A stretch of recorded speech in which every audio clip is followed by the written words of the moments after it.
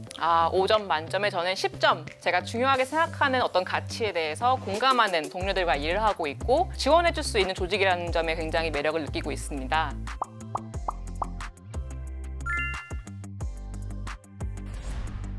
안녕하세요. 그린피스 캠페이너 최은서입니다.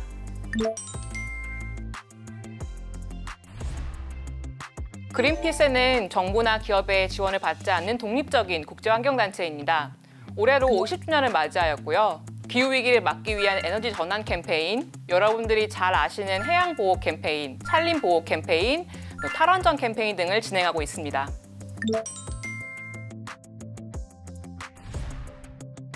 사실 저는 펭귄이나 북극곰에 대한 넘치는 사랑보다는 사람 그 자체에 대한 관심이 많아서 환경운동을 시작하게 되었습니다. 평범한 시민들이 바꾸는 변화에 대해 굉장히 매력을 느끼고 시민사회에 조금 더 기여하고 싶다라는 마음을 갖게 되었습니다. 우리가 살고 있는 모든 문제는 또 환경과 연결이 되어 있으니까요. 야심차게 말씀을 드리자면 인권 문제를 해결하기 위해서 기후위기를 해결해보겠다라는 마음으로 지원을 하게 되었죠.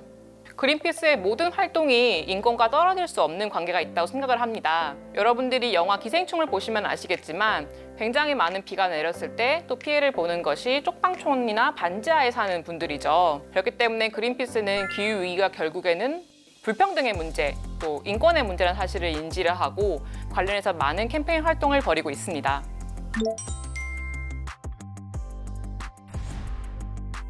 직무마다 차이가 조금 있을 것 같은데요. 저 같은 경우는 서류를 지원하고 1차 면접 그리고 2차 과제 발표를 통해서 캠페이너가 되었습니다. 저 같은 경우 1차, 2차 모든 면접 과정에서 영어를 썼는데 안녕하세요 인사만 한국어로 진행이 되고 모든 과정이 다 영어로 진행됐다는 게 조금 당황스러웠던 기억이 납니다. 아무래도 국제환경단체다 보니 조금 기본적인 수준의 영어 실력은 필요로 하는 것 같습니다. 저 같은 경우 환경을 베이스로 공부를 한 적이 없었기 때문에 제가 꾸준히 했던 인권 활동과 환경에 어떤 연관이 있는지 질문을 많이 받았던 것 같습니다. 또 2차 과제 같은 경우는 실제로 캠페인을 기획하는 과제가 주어졌었는데요. 어떤 오디언스에게 다가갈 것인지, 어떤 메시지로 우리가 어떤 활동을 해야지 더 많은 시민분들께 이야기를 전할 수 있는지 직접 고민을 했던 기억이 납니다.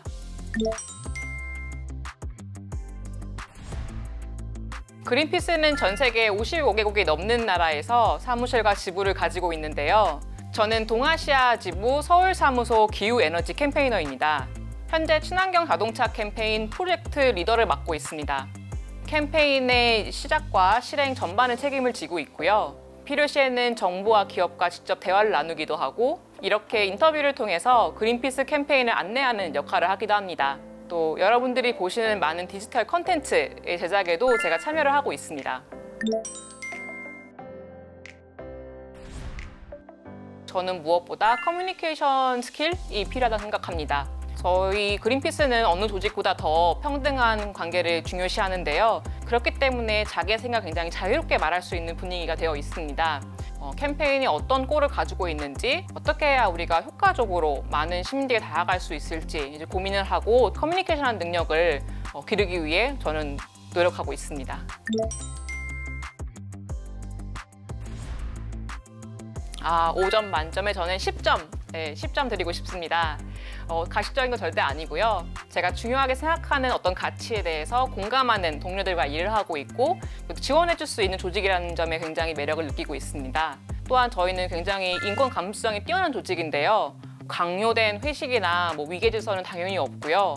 휴가를 자유롭게 쓸 수 있다는 점, 재택근무라든지 대체 휴일이 좀 보장된다는 점이 이 조직의 매력 중에 하나라고 생각합니다.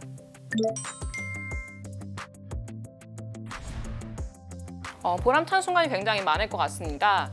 특히 환경 문제는 굉장히 큰 스케일로 발생하는 경우가 많은데요. 작년에 이제 호주 산불을 많은 분들이 기억하고 계실 거예요. 당시에 호주 사무소는 물론이고 미국 사무소, 서울 사무소와 다양한 유럽의 사무소들이 함께 힘을 더해서 호주의 산불은 단순히 사고가 아니라 기후위기 현상이다라고 말한 적이 있었습니다. 그런 점에서 저희가 하나의 목소리를 냈다는 거, 그리고 실제로 호주 정부와 기업에 굉장히 많은 압력을 넣었다는 게 저는 보람차고 그린피스가 했던 활동 중에서 많은 기억에 남습니다. 제가 캠페인에 이제 들어온 지 얼마 안 되는 2019년의 일이었는데요. 독일 사무소와 함께 자동차 캠페인을 진행했던 적이 있었습니다. 세계 최대의 모터쇼에 직접 독일 팀이 참가를 해서 메르켈 총리를 대상으로 내연기관 차를 만들지 말라라고 이제 배너 시위를 했었고요. 독일 사무소뿐만 아니라 다양한 독일 시민들이 모여서 캠페인을 진행을 했었고, 거의 동시다발적으로 국내에서도 이제 캠페인 콘텐츠를 내고 기업 앞에 가서 배너 활동을 펼치는 등 연대 활동을 했었는데, 이게 바로 국제기구가 갖고 있는 힘이자 시너지라고 저는 생각을 했었고요. 단 한 번도 가보지 못했던 나라에서 같은 메시지로 이야기가 나왔다는 점이 굉장히 설레고 벅찼던 기억이 납니다.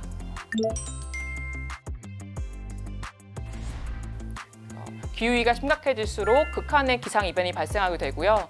그 기상이변으로 농사를 짓지 못하게 된 농부분들도 있고, 또 심화되는 대기 오염으로 폐병을 앓는 그런 아이들의 이야기 들은 적이 있었고요. 홍수와 산불로 가정을 잃는 그런 가족들의 이야기 듣게 됩니다. 그런 이야기를 들을 때 이 기후위기라는 게 굉장히 우리 곁에 우리의 문제라는 사실을 많이 인식하게 되는 것 같습니다.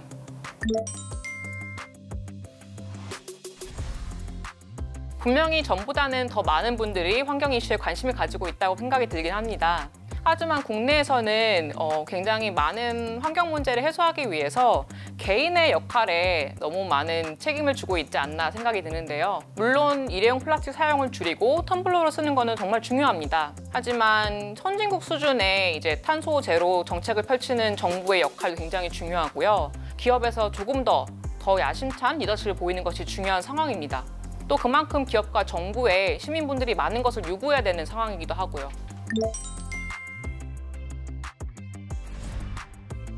저는 가장 중요한 거는 공감의 능력을 생각을 합니다. 그린피스는 단순히 우리 집 앞의 문제 하나만을 집중하는 게 아니라 전 세계 사람들 그리고 다양한 생명에게 영향을 끼치는 환경 문제에 집중을 하고 있습니다. 그만큼 나만의 일이 아닌 우리 모두의 일이라는 그런 공감 능력이 굉장히 중요하다고 생각합니다.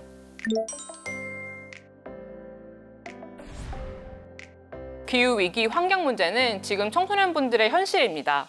불평등, 소외, 이런 모든 감정을 넘어서고 함께 연대해서 이 문제를 해결해 나갈 수 있기를 바랍니다. 역사적으로 많은 변혁을 청소년들이 주체적으로 이룬 경우가 많았는데요. 우리가 다 함께 힘을 합치면 못 이룰 것이 없다라는 그런 긍정적인 믿음을 가지고 함께 해주셨으면 좋겠습니다.